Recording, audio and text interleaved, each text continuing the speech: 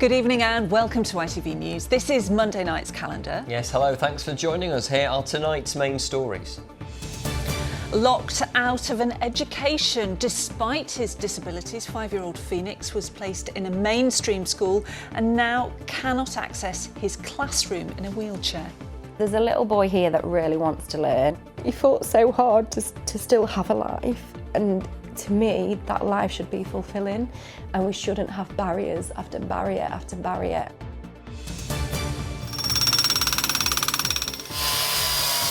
Race against time, a West Yorkshire community's effort to save a dog that's been trapped underground for 4 days. Can still leave it barking, so we try to do everything that they can. Everybody's just working together. In sport, back where we belong. It's a record-breaking finale for the White Rose as they regain their seat at county cricket's top table. And yes, the weather today was pretty much good for nothing. Even if you were wearing rainbow-coloured wellies, there are warnings still in place, but there is a little bit of hope in the forecast for later on in the week. All the detail a little later on.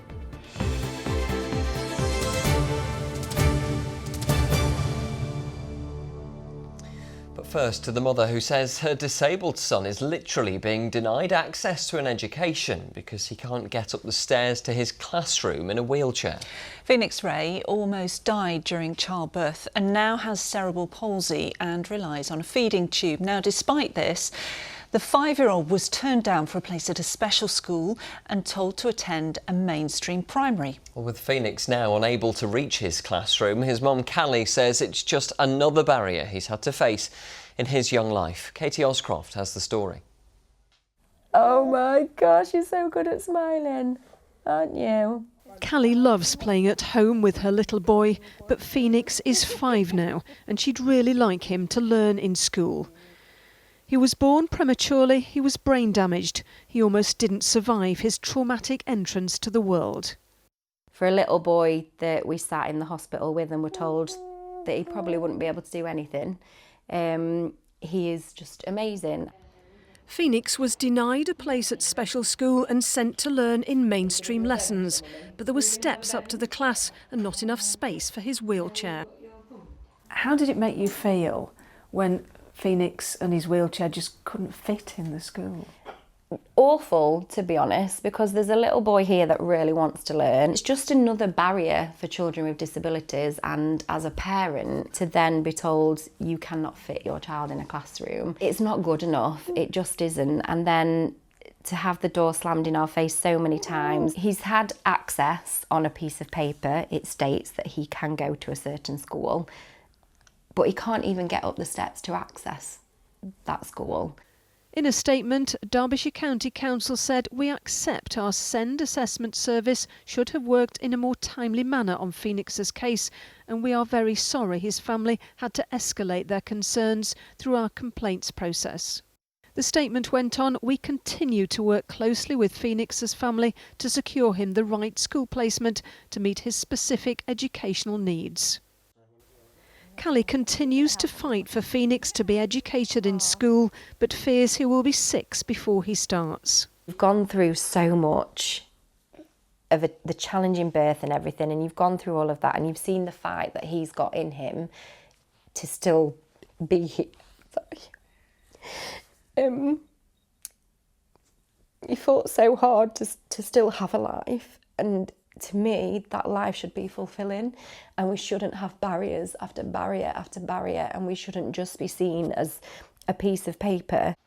Derbyshire County Council says it has invested £11 million, creating 500 extra places for children with special needs in schools. Yeah, well done. Phoenix is still waiting for one of them.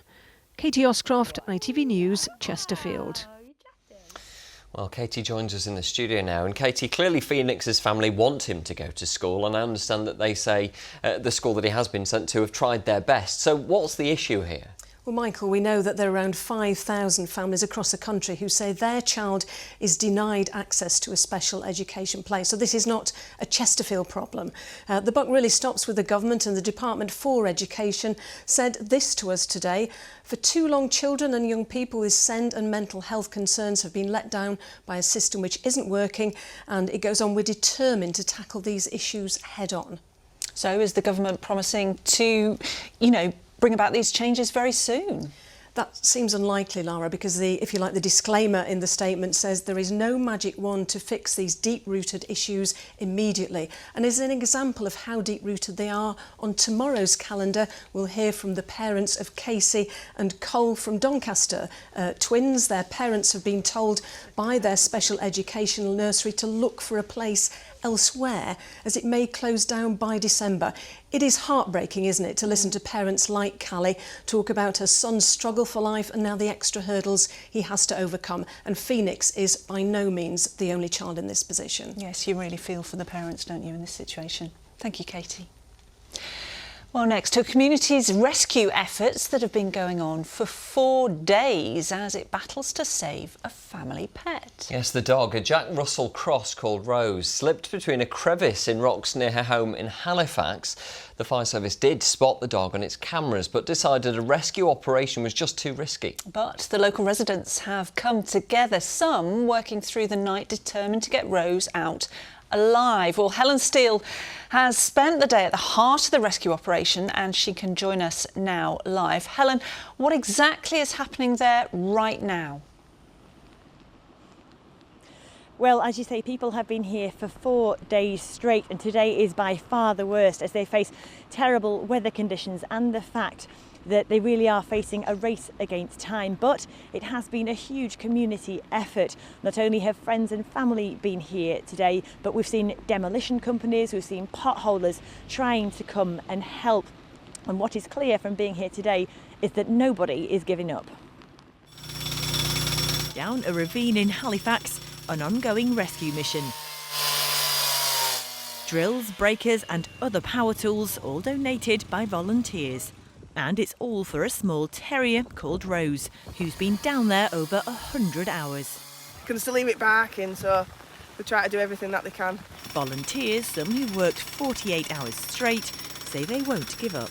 It's brilliant. Everyone's been here for days. Every morning you get a different phone call asking if you've been up or if you know anyone that can come up, and everybody's just working together.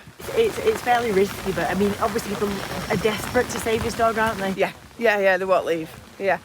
Well, it all began on Thursday when family pet Rose walked on rocks down there. The fire and rescue service attended, but after spotting Rose on a camera, they decided the 12-inch crack was just too small and it was just too dangerous to drill. Rescuers have managed to throw food down and have even given the dog water through a funnel.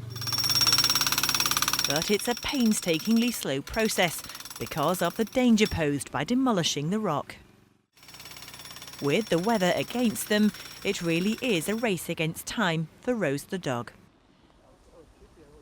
Yes, and Helen, it's incredible the lengths that the community are going to try and save Rose. How long do you think they're going to be able to keep this up, though?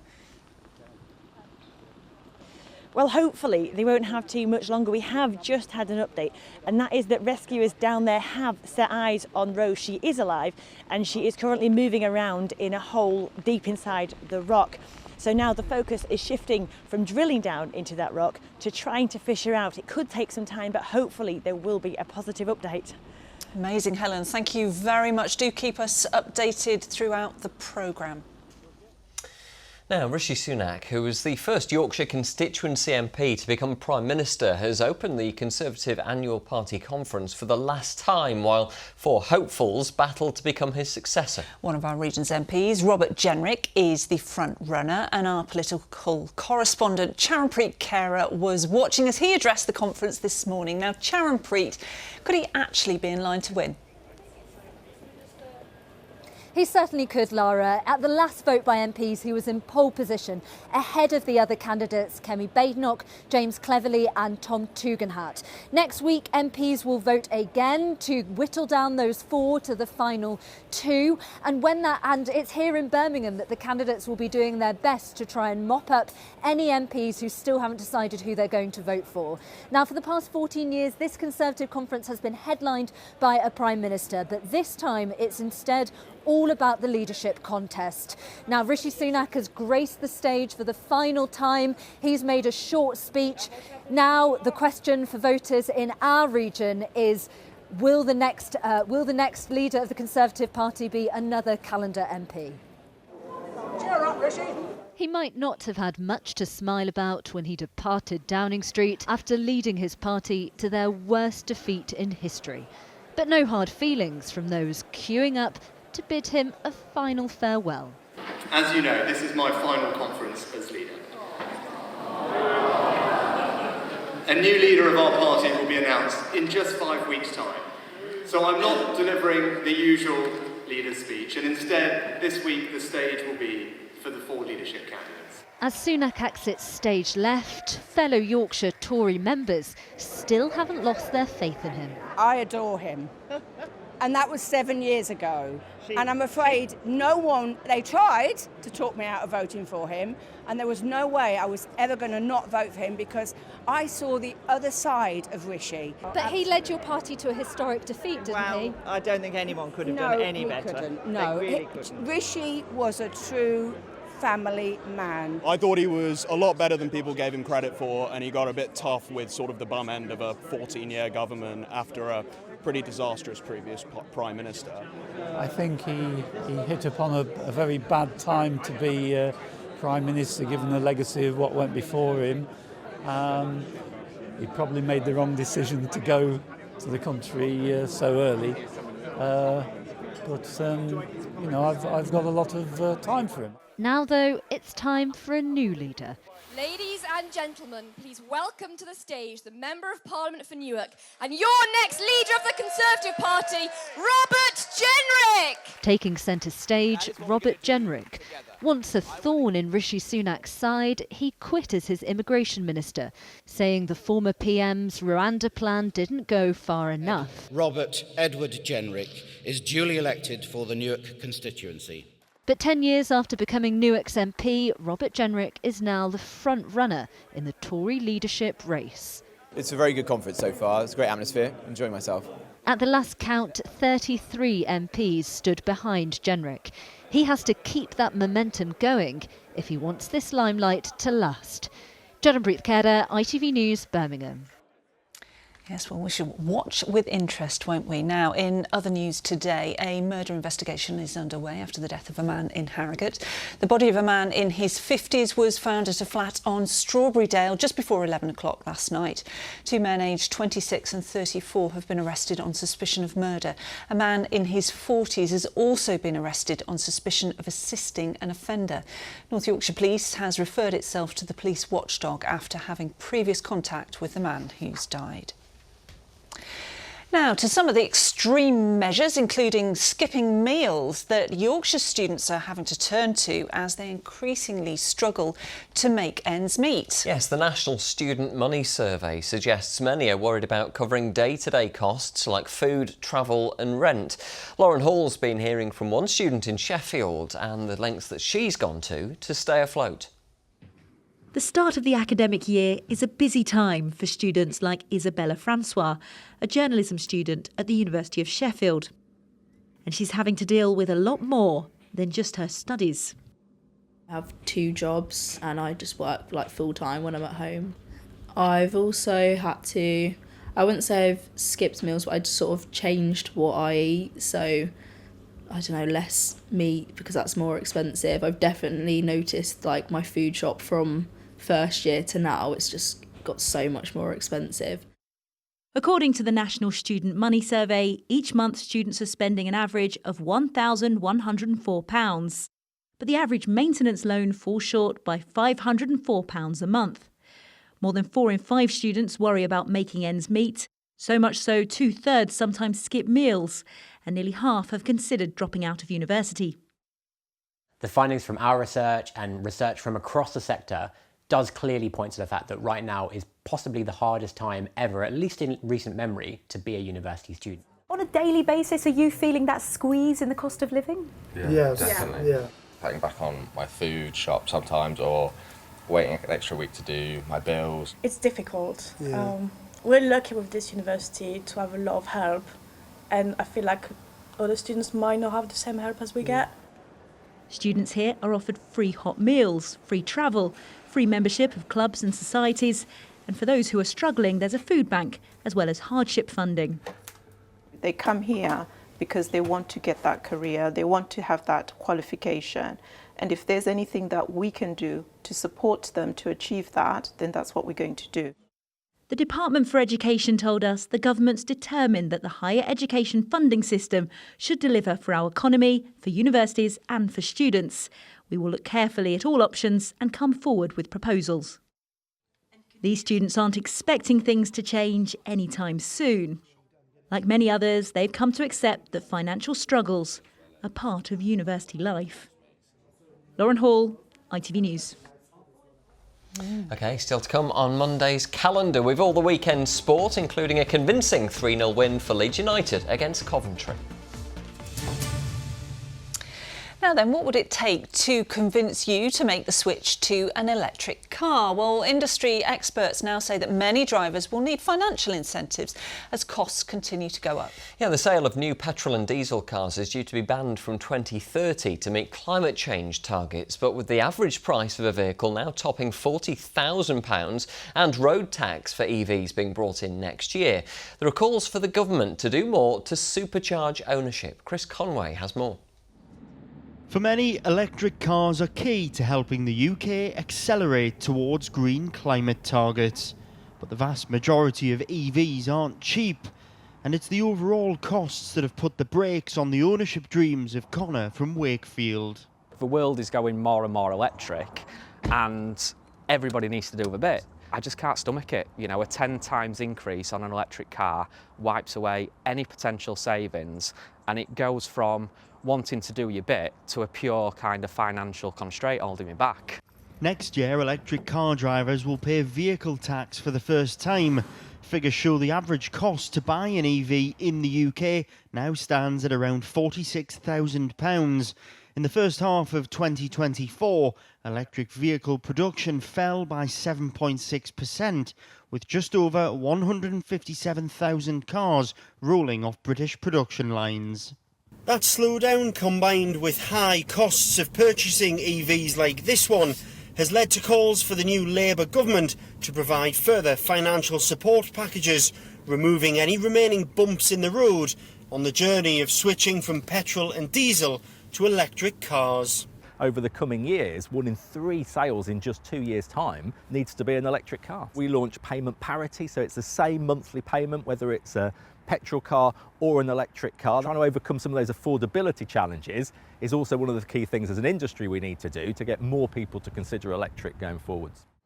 The government is restoring the 2030 ban on the sale of new petrol and diesel cars, and in a statement the Department for Transport told ITV News there are already a range of incentives to help people switch, and we will continue to engage with industry on supporting continued demand. There are incentives on the business side, so if you're a business or a fleet buyer, you get quite generous incentives, whether that's benefit in kind or salary sacrifice schemes. They work. Now we need something for the private consumer as well. Despite a willingness to change, currently the dream of electric car ownership remains stuck in the slow lane for many. With costs of owning an EV set to increase in the months ahead, many drivers feel a long way off owning a vehicle that doesn't cost the earth. Chris Conway, ITV News. Right then, time for some sport now, and celebrations up at Headingley over the weekend.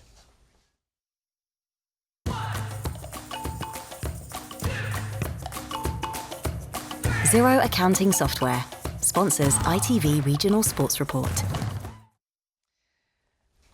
And Chris never likes to miss out on anything, do you? So you were up at Headingley, you were there to see them celebrating. I was. They do great teas as well at Headingley, so I always don't like to miss that as well. But yeah, it's great to see Yorkshire celebrating again after what's been a difficult few years for that cricket club, hasn't it? Even better that as Yorkshire were winning promotion from Division 2, Lancashire were being relegated from Division 1, the old enemy. But regardless of that, Yorkshire got the points they needed against Northants to secure a second place finish. In fact, their score of 726 for 7 was the second highest innings total in Yorkshire's history. A great send-off for head coach Otis Gibson as he moves on to pastures new. Yorkshire is an incredible club. You know, it's been an incredible honour to work here for the time that I have, and you know, we deserve to be in the first division. I think for the club the size of ours, and to be in the first division now is magnificent for everybody concerned. You know, whoever is coming in after me is taking over a group of players that are. I've said to them in the dressing room before, lots of them are ready to take off and fly now, you know, so whoever is coming into a really good environment. Yeah, tough act to follow that one. Quick word on the hero of this weekend's match as well. Huddersfield-born James Wharton, whose 285 runs was the 5th highest individual score ever recorded at Headingley. I know a few lads were saying that the highest score was 338 or something like that, and it was Darren Lehman and Len Hutton. And they're like, you can get that. And I'm like, well, I think if I get close, I think I'll just let the ball hit my stumps, to be honest, because it doesn't feel right that I could be around those names. But no, that is really nice. And the great Australian batsman Don Bradman, twice in that top 5 as well. So James is keeping exalted company at the moment, isn't he? Absolutely. Now, Yorkshire doing it in style, but the Yorkshire were not the only big winners this weekend, were they? You're right, Michael, and I'm not sure too many people saw this one coming either. Denneby's Terry Harper became a 3-weight world boxing champion with the defeat of Rhiannon Dixon in Sheffield. Now, Terry, who's a former light middleweight and super featherweight world champion, was fighting at lightweight on Saturday, but it looked like she'd been doing it all her career. The judges giving her the unanimous decision. It was mainly for me, that fight. I needed the win for myself because I'd lost so much love for the sport, and I'd be lying if I'd not say there were a few times where I thought I've done everything that I can do in the sport. So it was great to get out there in front of the home crowd again and get a great win for everyone and myself. Brilliant news for Terry. I'm so pleased for her. Now then, finally, the football. And, well, Sheffield Wednesday have banned a supporter for life? Yeah, not good this, Lara. The Owls released a statement this afternoon saying they've banned an individual for what they describe as an abhorrent social media post after a West Brom fan died at Hillsborough on Saturday. Well, on the pitch, Wednesday beat the Championship leaders 3-2. Anthony Masaba with the winner. Meanwhile, there was a bit of argy-bargy at the end of Sheffield United's goalless draw with Portsmouth, and Leeds are counting the cost of their 3-0 win over Coventry after losing their captain Ethan Ampadu to injury for the next 10 weeks. Now it's 3 wins on the bounce for Mansfield in League One after a 2-0 victory at Northampton. Barnsley took an early lead against Stockport thanks to Adam Phillips' penalty, but conceded late on to draw 1 apiece. It was the same score for Rotherham at Shrewsbury, another penalty earning them a point, and despite taking the lead at Reading, it's now 3 straight defeats for Huddersfield. 2-1 it finished. And in League 2, Harrogate won the Yorkshire derby with Bradford by 2-1, whereas Chesterfield won 3-0 at a Doncaster team reduced to 9 men after 2 of their players were sent off. And that's all your sport from me this evening. Thank you, it was packed. It was, you're welcome. Now let's return to that developing story we told you about earlier on, the dog that's been trapped underground near its home in Halifax for 4 days. Helen Steele's live at the scene for us. Helen, what's the latest? Well, this is a rapidly moving situation. We've got cavers behind us, potholers, all sorts. And I've just found Dan, who's been here all day. We've had a breakthrough, haven't we? What's just happened? Yeah, we broke through and we can actually see the dog about 14 foot down in a crack. I mean, that must have been amazing, but it's still frustrating because you're so near. It's frustrating because we can't get to it. What's next? Next is, well, we're going to wrap up for tonight, and in the morning look for some big machinery, try and help out, and see if they can help us. Do we think the dog will be okay overnight? Yeah, the dog will be all right. We've managed to get food down into the crack and some water, so yeah, the dog will be all right. Okay, thank you so much for spending time with us and being here all day. But they have asked here that nobody else comes down because they have got a big team helping out. And the update might not be that soon, but we are hoping that by tomorrow we might have good news. Oh, Helen live in Halifax. We are rooting for Rose. Thanks very much indeed for the update. Yes, thank you. So poor old Rose spending another night underground. Keza, what's the weather going to be like? Oh, it's really not the best of nights. We've had over 50 millimetres of rainfall in West Yorkshire alone today, and we've got further outbreaks expected as we head through into tonight. It's going to slowly improve during the course of tomorrow. We've got a heavy rain warning until 3 a.m. and if you are worried about flooding, there's a couple of flood alerts, our lowest of the alerts from the Environment Agency. They've started to pop up. Go to gov.uk/check/flooding, and honestly, there's a live map there. It's what I use. It's the most useful. So what's been happening? Well, we've had this area of rain since midnight, working its way north and eastwards, and then it's pretty much stalled over northern parts of the region during the course of this afternoon. Now from West Yorkshire, it's heading into South Yorkshire and Derbyshire and North Nottinghamshire, and that's going to continue as we head through into tonight. So we could be looking at once more up to about a month's worth of rain as we head through into tomorrow morning. That's on top of course, the rainfall that we've had already this month. It will get better, I promise, as this week continues. Here is the forecast for the next few days. Good visibility on the horizon. TUI sponsors ITV Yorkshire Weather. Yes, a very unsettled day to end the month of September. Plenty of standing water, difficult driving conditions, and the heavy rain continuing to sink southwards for this evening and the first part of tomorrow morning. These horse chestnuts pretty much pride of place or stealing the show on a very soggy autumnal day. Low pressure in charge, sinking south and eastwards as we head through tonight and tomorrow morning, and then by Wednesday for the rest of the working week, high pressure in charge, calming things down, more in the way of sunshine but with some chilly nights. But weather warnings in place for the rest of tonight until 3 o'clock this morning for cloudy skies, outbreaks of rain, heavy and persistent at times, pulsing and sinking southwards. But you can see we are expecting an improvement into the early hours for us. Temperatures staying in double figures for towns and cities. Those winds, certainly for the middle part of the night, will be very strong still and could be in excess of 40-45 miles an hour out towards the coastline. There is sometimes as we head into tomorrow, 7:09 and 6:41. For tomorrow, it's not as bad as today, but still cloudy and damp. That area of low pressure is in the North Sea, so spiralling some fairly damp conditions and blustery conditions through during the course of the day. A lot of low cloud, mist and murk. It's just not a very pretty day as we head into tomorrow, and like I say, staying fairly blustery. But as it spirals or continues to spiral away, that area of low pressure, we see an improvement from the north as we head through into Wednesday. Wednesday, drier, brighter, much better dose of sunshine. Yes, there'll be a breeze to start with, but it will feel much more pleasant in the sunny spells. Lovely day on Thursday, but with lighter winds, a colder night to come. Hanging on Friday, but it does look like low pressure is likely to revisit for the weekend. TUI sponsors ITV Yorkshire Weather. Well, thankfully not too cold then for Rose tonight. Yes, that is a bonus, I guess, yeah. Yeah. Okay. Well, we'll certainly keep updated on that particular story. I'll bring you that on the late news at 10:30. I'll be back then. Mary is next, and we will see you again tomorrow. Yes. Thanks Bye-bye. for watching. Thanks for watching.